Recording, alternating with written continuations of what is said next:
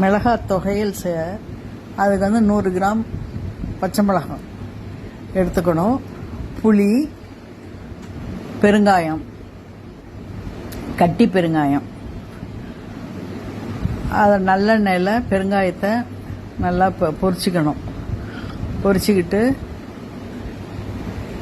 பச்சை மிளகாவை நம்ம தண்ணியில் ஊற்றி நல்லா அழுக்கு இல்லாமல் அலசி எடுத்து பேப்பரில் கொஞ்சம் போட்டு எண்ணெய் தண்ணியே இல்லாமல் வச்சுக்கணும்.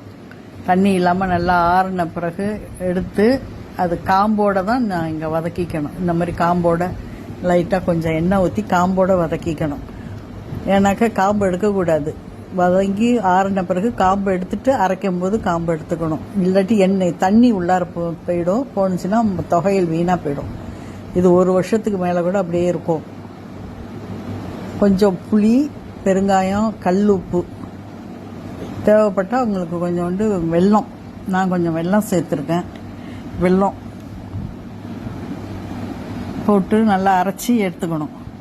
அப்புறம் நான் கடுகு தாளித்து அதில் மிளகாய் தொகையில் போட்டு நல்லா ஒரு பரட்டிட்டு ஆறின பிறகு பாட்டிலில் போட்டு வச்சுக்கலாம். இது உங்களுக்கு அரிசி உப்புமா, தோசைக்கு கூட நல்லாயிருக்கும். அரிசி உப்புமாவுக்கு ரொம்ப நல்லாயிருக்கும். முறுக்கு சுட்டா கூட அதில் தொட்டு சாப்பிடலாம், நல்லாயிருக்கும்.